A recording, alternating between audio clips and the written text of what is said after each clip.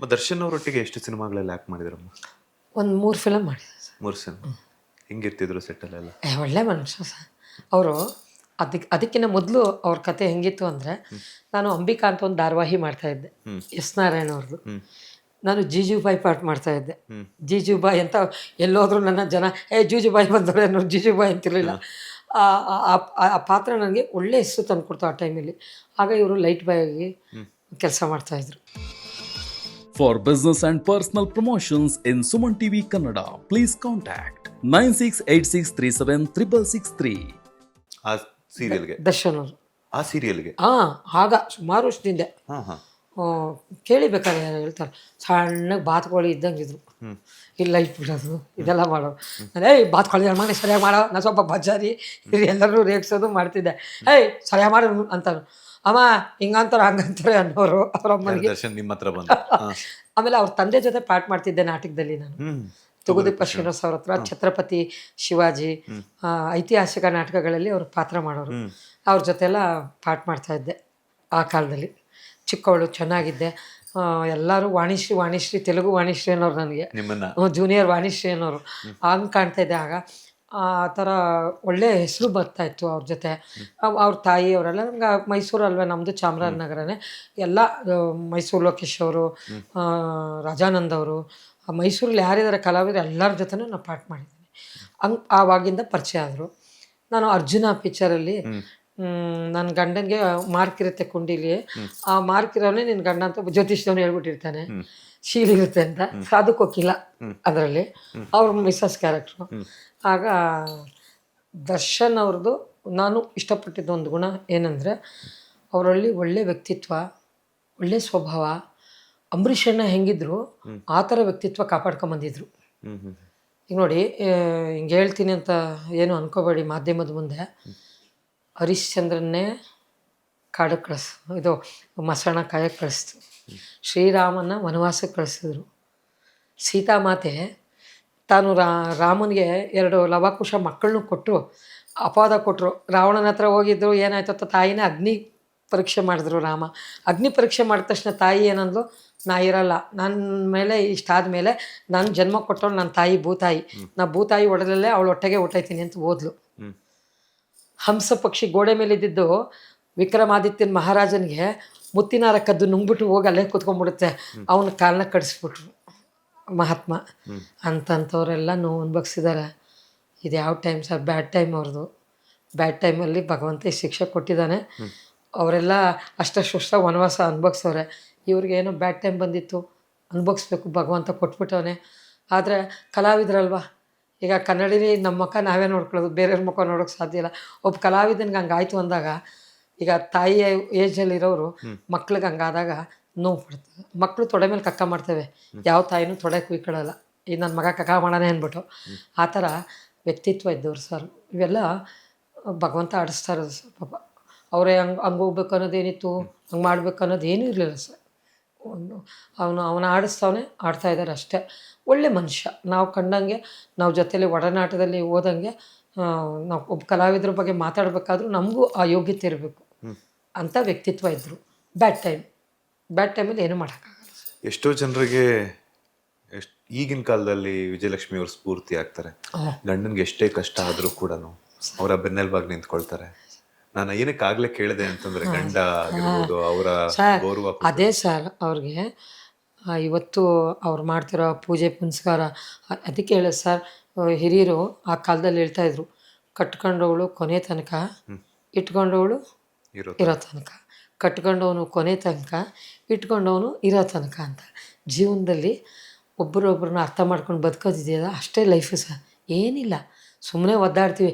ಆಸ್ತಿ ಮಾಡಿದೆ, ಆ ಕಾರ್ ತಗೊಂಡೆ, ನಾನು ಈ ಕಾರ್ ತಗೊಂಡೆ, ನನ್ನ ಕಾರ್ 5 ಕೋಟಿ, ನನ್ನ ಬಂಗ್ಲೆ 30 ಕೋಟಿ, ನಾನು ಎಷ್ಟು ಚಿನ್ನ, ಏನೂ ತಗೊಂಡೋಗಲ್ಲ.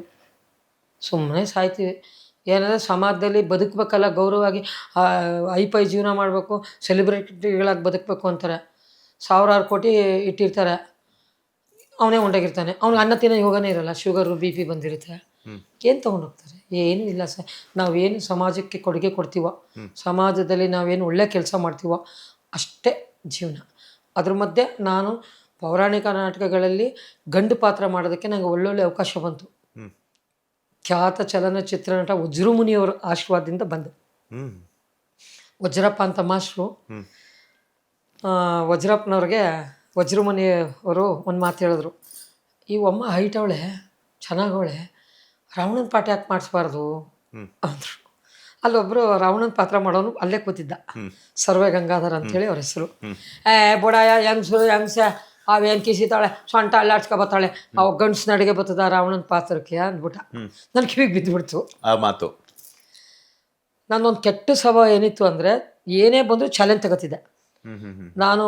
ನೀವು ಏನಾದ್ರು ತಿಳ್ಕೊಳ್ಳಿ, ಪಿಕ್ಚರ್ ನೋಡ್ತಾ ಇದ್ದಿದ್ದು ಪೌರಾಣಿಕ NT ರಾಮರಾವ್ ಅವ್ರದ್ದು, ರಾಜ್ಕುಮಾರ್ ಅವರು, ತಮಿಳು ನಡಿಗರ ತಿಲಕನ್, ಶಿವಾಜಿ ಗಣೇಶನು.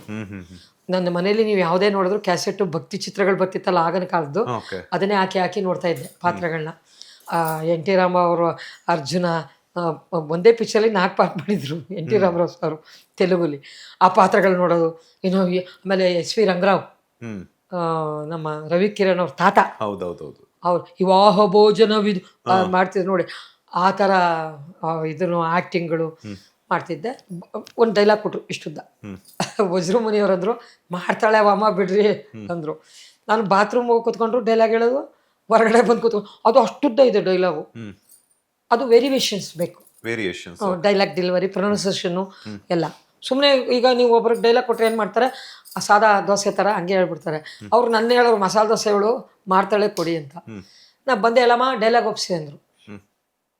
ಅದು ಹೇಗಿತ್ತು ಡೈಲಾಗ್ ಅಂದರೆ, ಅಂತರಾಳದಲ್ಲಿ ಅದೇನು ಅತೃಪ್ತಿ, ಅದೆಂಥದ್ದು ಶಾಂತಿ, ಅದ್ಯಾವುದು ಅನಪೇಕ್ಷಿತ ಅಧೈರ್ಯ, ಈ 8 ದಶಕಂಠ ರಾವಣನ ಗುಂಡಿಗೆಯನ್ನು ಬೆಚ್ಚಿಸಿ ರೊಚ್ಚಿಗೆ, ಆ ಥರ ಉದ್ದ ಇತ್ತು. ನಾನು ಬಂದೆ, ಎಲ್ಲ ಕೂತಿದ್ರು, ಡೈಲಾಗ್ ಹೇಳಿ ಅಂದರು. ಆಂತರ್ಯದಂತರಾಳದಲ್ಲಿ ಅದೇನೋ ಅತೃಪ್ತಿ, ಅದೆಂತಹುದೋ ಅಶಾಂತಿ, ಅದ್ಯಾವುದೋ ಅನಪೇಕ್ಷಿತ ಧೈರ್ಯ, ಈ 8 ದಶಕಂಠ ರಾವಣನ ಗುಂಡಿಗೆಯನ್ನೇ ಬೆಚ್ಚಿಸಿ ರೊಚ್ಚಿಗೆಬ್ಬಿಸುತ್ತಿರುವ ಆ ಅದೃಶ್ಯ ಶಕ್ತಿ ಯಾವುದು? ಯಾವುದು? ವಿವಿಧ ಲಲಾಟ ಲಿಖಿತನಾದ ವಿಧಾತನೇ.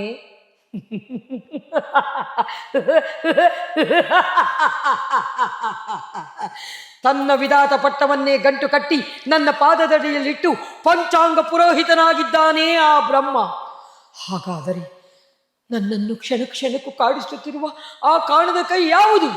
ಅದೇನು ಈ ವಿಶ್ವ ಪ್ರಪಂಚದಲ್ಲಿ ನನಗಿಂತಲೂ ಪರಾಕ್ರಮಿಯೇ, ಪ್ರಬುದ್ಧವೇ, ಪ್ರಚಂಡವೇ? ಅಸಾಧ್ಯವಿಲ್ಲ. ನಾನು ದಶಕಂಠ ಪ್ರಚಂಡ ರಾವಣ. ಈ ಥರ ನಾನು ಹೇಳಿದ ತಕ್ಷಣವೇ ವಜ್ರಮುನಿಯವರು, ನಾನು ಕಣ್ಣ ನೀರು ಬರ್ತಾಯಿದೆ ಸರ್, ಅವ್ರು ಎದ್ದು ಬಂದು ಒಂದು ಮಾತಾದ್ರು ಕಿವಿ ಹತ್ರ, ಯಾವ ತಾಯಿ ಜನ್ಮ ಕೊಟ್ಟರು ನಿಮ್ಮನ್ನ, ಸಾರ್ಥಕಮ್ಮ, ಎಂಥ ಪ್ರತಿಭೆ ಇದೆ ನಿಮ್ಮಲ್ಲಿ, ಅಹಂಕಾರ ಪಡಬೇಡಿ, ಕಲೆ ಇದು ಸಮುದ್ರ ಇದ್ದಂಗೆ, ಒಂದು ಬಕ್ಸೆ ನೀರು ತಗೊಂಡು ಕುಡಿದ್ರು ಕಡಿಮೆ ಆಗಲ್ಲ, ಒಳ್ಳೆಯದಾಗುತ್ತೆ, ಚೆನ್ನಾಗಿ ಮಾಡ್ತೀರಾ ಅಂದರು. ಅವತ್ತು ದೇವೇಗೌಡರು ಪ್ರಧಾನಮಂತ್ರಿ ಆಗಿದ್ದರು, ಅವರೆಲ್ಲ ಗೆಸ್ಟು. ಅವಾರ್ಡು ನನಗೆ ಅಲ್ಲಿ ಕೊಟ್ಟರು. ಅವತ್ತು ತುಂಬ ಎಲ್ಲರ ಬಾಯಲ್ಲೂ ಏನ್ರಿ ಇನ್ನೊಂದು ನಡೀತು ಸರ್ ಅಲ್ಲಿ. ಏನು ನಡೀತು ಅಂದರೆ, ರಾವಣನ ಪಾತ್ರಕ್ಕೆ ಡ್ರೆಸ್ ಹಾಕ್ಕೊಂಡು ನಾನು ಗತ್ತಲ್ಲಿ ಸ್ಟೇಜಿಗೆ ಬಂದೆಲ್ಲ ಮಾಡಿದೆ. ನಮ್ಮ ಯಜಮಾನರು ಹುಡುಕ್ತಾ ಇದ್ದಾರೆ ನಿಮ್ಮನ್ನ, ರವಿಶಂಕರ್ ಅವರು ಬಂದ್ಬಿಟ್ಟು, ಸರ್ ಸ್ವಲ್ಪ ಪಂಕಜ ಮೇಡಮ್ ಎಲ್ಲಿದ್ದಾರೆ ತೋರಿಸಿ ಸರ್ ಅಂದರು. ನಿಮ್ಮನ್ನೇ ಕೇಳಿದ್ರು. ಅಲ್ಲಿ ಇವರು ವಜ್ರಮುನಿ ಸಾರು ಇವರೆಲ್ಲ ನಗ್ತಾ ಇದ್ದಾರೆ ಕೂತ್ಕೊಂಡು. ಆಮೇಲೆ ಹಿಂಗಂದ್ರು ವಜ್ರಮುನಿಯವರು, ನಾನು ಯಾಕಣ ಏನು ತಪ್ಪು ಮಾಡಿದೆ ಅಣ್ಣ, ಯಾಕಣ ರೇಗಿಸ್ತಾ ಇದೆಯಾ ಅಂತ ಸುಮ್ಮನೆ ಹೋದೆ. ನಿನ್ನ ಗಂಡನೇ ನಿನ್ನ ಗುರ್ತು ಹಿಡ್ದಿಲ್ಲ ಕಣಮ್ಮ, ನಿನ್ಗೆ ಹೆಸರು ಇವತ್ತು ಸಾರ್ಥಕ ಹೋಗಮ್ಮ ನೀನು ಪಾತ್ರ ಮಾಡಿದ್ದು ಅಂದರು. ಮೈ ಚುಮ್ಮಂತು, ಎಂಥ ಮಾತಂದ್ರಲ್ಲ ಅಣ್ಣ ನೀವು ಅಂತ. ಆ ಥರ ಆ ಗೆಟಪ್ಪು, ಫೋಟೋಸ್ ಎಲ್ಲ ಇದೆ ನಂದು. ಯಾರೂ ಗುರ್ತೇ ಹಿಡೀಲಿಲ್ಲ. ಕೆಲವರು ಅನ್ನೋರು ವಜ್ರಮುನಿ ಥರನೇ ಅನ್ನೋರು, ಕೆಲವರು MP ಶಂಕರ್ ಥರ ಕಾಣ್ತೀರಮ್ಮ ಅನ್ನೋರು ಪಾತ್ರದಲ್ಲಿ, ಅಭಿನಯದಲ್ಲಿ. ಆಮೇಲೆ ನಾನು ಎಲ್ಲೋದ್ರೂ ಸೋಲ್ತಾ ಇರಲಿಲ್ಲ, ಬಿಟ್ಕೊಡ್ತಾ ಇರಲಿಲ್ಲ ಪಾತ್ರನ. ಆಮೇಲೆ ನನ್ನದು ಅಭ್ಯಾಸ ಏನು ಅಂದರೆ, ವೇದಿಕೆಗೆ ಹೋಗೋಕ್ಕೆ ಮುಂಚೆ ನಾನು ಸ್ಟೇಜ್ಗೆ ದ್ರೋಹ ಮಾಡ್ತಿರಲಿಲ್ಲ. ಕೆಲವರು ಚಟಗಳಿಗೆ ದಾಸರಾಗಿ ಕುಡಿದು ಬಂದು ಪಾಠ ಮಾಡೋದು, ಅದು ಇದು ಎಲ್ಲ ಇದನ್ನ ಯಾವ ಚಟಕ್ಕೂ ದಾಸರಾಗಿರಲಿಲ್ಲ. ಆಮೇಲೆ ನಾನು ಹೋದ ತಕ್ಷಣ ಸ್ಟೇಜ್ಗೆ ಫಸ್ಟು ನಮಸ್ಕಾರ ಮಾಡುವಾಗಲೇ ಮಾತೃದೇವೋ ಭವ, ಪಿತೃದೇವೋ ಭವ, ಆಚಾರ್ಯ ದೇವೋ ಭವ, ಅತಿಥಿ ದೇವೋ ಭವ, ಪತಿ ದೇವೋ ಭವ, ಗುರು ಬ್ರಹ್ಮ ಗುರು ವಿಷ್ಣು ಗುರುದೇವೋ ಮಹೇಶ್ವರ ಗುರು ಸಾಕ್ಷಾತ್ ಪರಬ್ರಹ್ಮ ತಸ್ಮೈ ಶ್ರೀ ಗುರುವೇ ನಮಃ. ಅರಿತು ಅರಿಯದೆಯೋ ತಿಳಿದೆ ನಾ ಮಾಡುವ ಅಪರಾಧಗಳನ್ನು ಕ್ಷಮಿಸಿ ಇವತ್ತಿನ ಯಶಸ್ಸು ಕೀರ್ತಿಗೆ ನೀವೇ ಕಾರಣರಾಗಬೇಕು ಅಂತ ಭಗವಂತನ ಪ್ರಾರ್ಥನೆ ಮಾಡ್ಕೊಂಡು ಸ್ಟೇಜ್ಗೆ ಹೋಗ್ತಿದ್ದೆ. ಅದು ನನ್ನ ಕಾಪಾಡು. ಈಗಲೂ ಕೂಡ ಫಸ್ಟು ರಂಗಭೂಮಿಗೆ ಹೋದರೆ ಇದೇ ಕೆಲಸ, ಮನೆಯಿಂದ ಬರಬೇಕಾದ್ರೂ ಇದೇ ಕೆಲಸ, ಹೊರಗಡೆ ಹೋಗ್ಬೇಕಾದ್ರೂ ಹಿಂಗೆ. ಯಾಕೆ ಅಂದರೆ ನಮ್ಗೆ ಗೊತ್ತೇ ಇರಲ್ಲ ನಾವೇನು ಅಂತಲೇ ನಮ್ಮ ಪಾಪ ಪುಣ್ಯಗಳು ನಮಗೇನು ಭಗವಂತ ಕಳಿಸಿರ್ತಾನೆ, ಬಂದಿದ್ದೀವಿ ಮಾಡಬೇಕಾ ಕೆಲಸ ಒಳ್ಳೆತನದಲ್ಲಿ ಮಾಡೋಣ. ಇವತ್ತು ಆ ಪಾತ್ರ ಮಾಡಬೇಕಾದ್ರೆ ನಾನು ಎಷ್ಟು ಎಫೆಕ್ಟ್ ಹಾಕಿದ್ರಿಂದ ಹೆಸರು ಬಂತು. ಆಮೇಲೆ ದುರ್ಯೋಧನ ಪಾತ್ರಕ್ಕೆ ಕರೆದ್ರು ನಿಮ್ಮನ್ನ. ಅದರಲ್ಲಿ ಕಂದ ಪದ್ಯ ಹಾಡಕ್ಕೆ ಬರ್ತದಲ್ವ ಅಮ್ಮನಿಗೆ, ಆಡಿ ಅಂದರು. ಒಂದ್ಸರಿ ಹೇಳ್ಕೊಡಿ ಸರ್ ಅಂದೆ. ಒಂದ್ಸರಿ ಮಾಸ್ಟ್ರು ಆಡಿದ್ರು, ಹಂಗೆ ಮಂಡೀಲಿ ಇಟ್ಕೊಂಡೆ. ನರಸಿಂಹಯ್ಯ ಅಂತ ಮಾಸ್ಟ್ರು, ಪದ್ಮರಾಜು ಅಂತ ಇದು ಬಾರಿಸೋರು ತಬಲ. ಅವ್ನು ಕೃಷ್ಣ ಕಣ್ಸನ್ನೆ ಮಾಡ್ತಾ ಇರ್ತಾನೆ, ದುರ್ಯೋಧನ ಹೇಳೋ ಅಂಥ ಸನ್ನಿವೇಶ. ಬಳಿರೇ ಏನಿದು ಕಣ್ಸನ್ನೆಯ ಕಪಟ ಮೋಸ, ಭರತ ಕಂಡ ಸ್ವತಂತ್ರ ಪ್ರಳಯ ಸಮರ, ಶತ್ರುದಾಹ ಪ್ರಚಂಡ ರಕ್ತ ಕೋಡಿಯ ಹರಿಸೆ, ಮೃತ್ಯು ತಾಂಡವ ನೃತ್ಯ ಸಿಂಹನಾದ, ಧರಣಿ ಸಾಹಸ ಚತುರ ಈ ಕೌರವೇಶ್ವರ, ರಾಜಧರ್ಮ ಕಲಂಕ ಸೈಜಾರ. ಈ ಥರ ವಾಯ್ಸು ಎಲ್ಲ ಏನು ಮೋನ್ಸ್ ಅನ್ನೋರು ಕ್ಲಾಪ್ಸ್ ಹೊಡಿಯೋರು, ಎರಡೆರಡು ಸರಿ ಆಡಿ ಮೇಡಮ್ ಅನ್ನೋರು. ಎಲ್ಲರಿಗೂ ಹೊಟ್ಟೆ ಕಿಚ್ಚು. ನನ್ನ ಜೊತೆ ಪಾತ್ರ ಮಾಡೋರಿಗೆಲ್ಲ ಹೊಟ್ಟೆ ಕಿಚ್ಚು ಬರೋಕ್ಕೆ ಶುರು ಮಾಡ್ಬಿಟ್ಟು. ನನ್ನ ಜೊತೆ ಇಬ್ಬರು ಕೃಷ್ಣನ ಪಾತ್ರ ಮಾಡೋನು, ಕರ್ಣನ ಪಾತ್ರ ಮಾಡೋರು. ಓಕೆ, ಮೇಯ್ನು ಅದು. ಅವ್ರಿಗೆ ಹಾಡು ಹೇಳ್ಬೇಕು ನಾ ಆಸೆನಲ್ಲಿ, ಕೇಳು ಮುರಹರಿಯೇ ಹಠ ಮಾಡಿ ಗೆಲ್ಲಲಿ ಅವ ರಾಜ್ಯವ. ಈ ಹಾಡು ಒಂದು. ದರ್ಬಾರಲ್ಲಿ ಬಲನೆ ಬೆಲೆವೆ ಸುಖದಿ ಅಂತ ಒಂದು ಹಾಡು ಹಾಡಬೇಕು. ಕೃಷ್ಣ ಬರೋದು ಉಲ್ಟಾ ಪಲ್ಟಾ ಡೈಲಾಗ್ ಹೇಳ್ಬಿಡೋದು, ಹಿಂದಿನ ಡೈಲಾಗ್ ಮುಂದಕ್ಕೆ ಹೇಳ್ಬಿಡೋದು, ನನ್ನ ತಪ್ಪಲಿ ಅಂತ. ಮುಂದಿನ ಡೈಲಾಗ್ ಹಿಂದಕ್ಕೆ, ಹಿಂದಿನ ಡೈಲಾಗ್ ಮುಂದಕ್ಕೆ ಹೇಳೋದು. ಒಂದು ಸರಿ ನೋಡಿದೆ, ಎರಡನೇ ಸರಿ ಅಲ್ಲೇ ಮಾತಾಡ್ತಿದ್ದಂಗೆ, ಏನು ಕಪಟಿ ಕೃಷ್ಣ, ಹೆಸರಿಗೆ ತಕ್ಕಂತೆ ಕಪಟ ನಾಟಕವನ್ನು ಆಡುತ್ತಿದ್ದೀಯಲ್ಲ, ಇರುವ ಮಾತನ್ನಾಡೋದನ್ನು ಬಿಟ್ಟು ಇಲ್ಲದ ಮಾತನ್ನಾಡಬೇಡ ಕೃಷ್ಣ, ಪಾಂಡವರು ಎಂದು ಹಂಗೆ ಉಲ್ಟಾ ಮಾಡಿದೆ ಸ್ಟೇಜಲ್ಲೇ. ಆಗ ಅವಳಿಗೆ ಮೆಟ್ಟಲ್ ಹೊಡೆದಾಗ ಗೊತ್ತಾಗ್ಬಿಡ್ತು ಅವ್ರಿಗೆ, ಓ ಇವಳು ನಾನು ಬಿಡಲ್ಲ ಸ್ಟೇಜಲ್ಲಿ ನಾನು ಅವಮಾನ ಮಾಡ್ಬಿಡ್ತಾಳೆ ಅಂದ್ಬಿಟ್ಟು ಒಳಗಡೆ ಬಂದರು. ಅಕ್ಕ ಕಾಲಿಗೆ ಬಿದ್ದೆ, ಅವ್ರಿಗೆ ದೊಡ್ಡವರು ಕಾಲಿಗೆ ಬಿದ್ದು ಒಂದೇ ಮಾತಂದೆ, ನಮ್ಮದೇನಿದ್ರು ಒಳಗಡೆ ಮಾತಾಡ್ಕೊಳ್ಳೋಣ, ನಂದೇನೇ ತಪ್ಪಿದ್ರು ಅವರು ಲೇಡೀಸ್ ಹೇಳಿದೆ, ನಾನು ತಪ್ಪಿದ್ರು ಏನಿದ್ರು ಹೇಳಕ್ಕ, ನಾವು ನಿಮ್ಮ ಮುಂದಿನ ಮಕ್ಕಳು, ಸ್ಟೇಜಲ್ಲಿ ಅವಮಾನ ಮಾಡಿದೆ ನಿನಗೆ ನೀನು ಮುಕ್ಕಣ್ಣಾಗಕ್ಕ ಮುಖಕ್ಕೆ, ನನಗೆ ಅವಮಾನ ಮಾಡೋದು ಒಂದೇ, ನಿನಗೆ ಅವಮಾನ ಆಗೋದು ಒಂದೇ, ಬೇಡ ಅಕ್ಕ ಅಂದೆ. ಅವಾಗಿಂದ ಅವರು ನನ್ನ ಮಕ್ಕಳಿಗಿಂತ ಹೆಚ್ಚಾಗಿ ಪ್ರೀತಿಸೋಕ್ಕೆ ಶುರು ಮಾಡಿದ್ರು. ಇವಳು ಆ ಥರ ಇಲ್ಲ, ಇವಳಲ್ಲಿ ಒಳಗಡೆ ಕಪಟ ಮೋಸ ಏನೂ ಹೇಳಲ್ಲ, ಎದುರಿಗೆ ಹೇಳ್ಬಿಡ್ತಾಳೆ ಅಂತ. ಎಲ್ಲೋದ್ರೂ ನಾನು ಕರ್ಕೊಂಡೋಗೋರು ದುರ್ಯೋಧನ ಪಾತ್ರಕ್ಕೆ, ಭೀಮಾ ದುರ್ಯೋಧನ ಎಲ್ಲ. ಅದು ಇವತ್ತು ನನಗೆ ಭಗವಂತ ಕೊಟ್ಟಿರೋ ಶಕ್ತಿ. ವಾಯ್ಸು ಅಷ್ಟೇ, ಈಗಲೂ ಆ ವಾಯ್ಸೇ ಕೊಟ್ಟಿದ್ದಾನೆ. ನಂದು ಒಂದು ವಾದ್ಯಗೋಷ್ಠಿ ಮಾಡ್ಕೊಂಡಿದ್ದೀನಿ, ಮಾತೃಶ್ರೀ ಕಲಾ ಸಂಘ. ನಾನು ಏನೇ ಮಾಡಿದ್ರು ತಾಯಿ ಹೆಸರಲ್ಲಿ, ಮಾತೃ ನಿಲಯ, ಮಾತೃಶ್ರೀ ಕಲಾ ಸಂಘ, ಯಾವುದೇ ತಗೊಂಡ್ರು ಅವ್ರು ನಮ್ಮ ಅಮ್ಮನ ಹೆಸರಲ್ಲೇ ಮಾಡೋದು. ಆ ಸಂಘದ ಅಡಿಲಿ ಆರ್ಕೆಸ್ಟ್ರಾ ಮೊನ್ನೆ ಮಾಡಿದೆ, ಚಂದಾಪುರ ಸರ್ಕಲ್ಲು. ಒಂದು 2.5 ಲಕ್ಷ ಕೊಟ್ಟಿದ್ರು ಅಲ್ಲಿ. ಒಂದು ಅದ್ಭುತ ಕಲಾವಿದರನ್ನ ಕರ್ಕೊಂಡೋಗಿ ನಾನು ಹಾಡಿದೆ. ಹಳೆಯ ಸಾಂಗ್ಗಳು, ನಾನು ಇವು ಹೊಸದು ಯಾವುದೂ ಹಾಡಲ್ಲ. ಮಾಮ ಮಾಮ ಮಾಮ ಮಾಮ ಮಾಮ ಆ ಏರಿ ಮೇಲೆ ಏರಿ ಆಮೇಲೆ ಕೆಳಗೆ ಹಾರಿ ಆ ಹಕ್ಕಿ ಬಂದು ಕುಂತೈತಲ್ಲೋ ಮಾಮ, ಈ ವಾಯ್ಸು ಎಲ್ಲಾರೀಶ್ವರಿ ಅವ್ರ ವಾಯ್ಸಲ್ಲಿ. ಆಮೇಲೆ ಮೇಡಮ್ ಜಯಶ್ರೀ ಅವರು, ಚಕ್ಕುತ್ತಾ ಚಕ್ಕುತ್ತಾ ಚಕ್ಕುತ್ತಾ ಬೇಕಿತ್ತ, ಇದು ಹಿಂದಿ ಸಾಂಗು.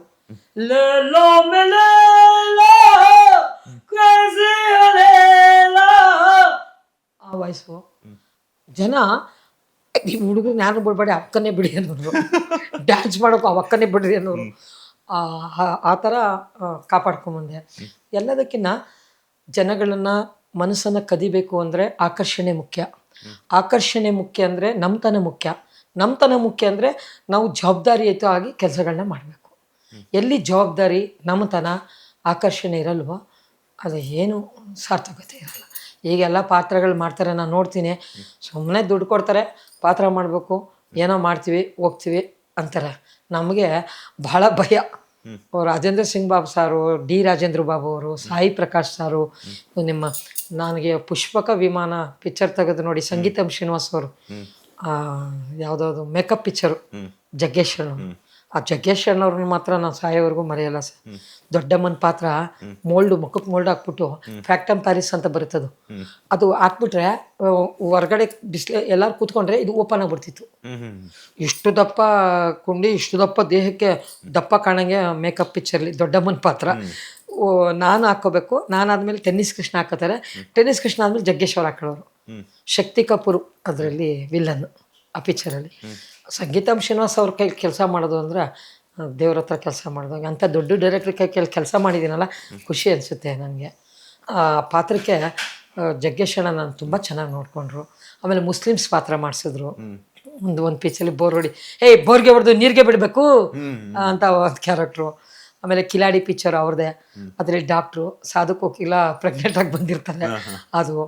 ಆಮೇಲೆ ತೆಲುಗಲ್ಲಿ ಜಮ್ಮಲ ಕಡೆ ಬೊಮ್ಮ ಅಂತ ಬಂದಿತ್ತು, ಅದು ಕನ್ನಡದಲ್ಲಿ ಔಷಧಿ ಕುಡಿದ್ಬಿಟ್ಟು ಹೆಂಗಸರೆಲ್ಲ ಗಂಡಸರಾಗ್ಬಿಡ್ತಾರೆ, ಗಂಡಸರೆಲ್ಲ ಹೆಂಗಸರಾಗ್ಬಿಡ್ತಾರೆ. ಕಾಶಿನಾಥ್ ಅವ್ರ ಜೊತೆ. ಮತ್ತು ನಾನು ಫಸ್ಟು ಮಾಡಿದ ಚಿತ್ರನೇ 100 ಡೇಸ್ ಹೋಯ್ತು.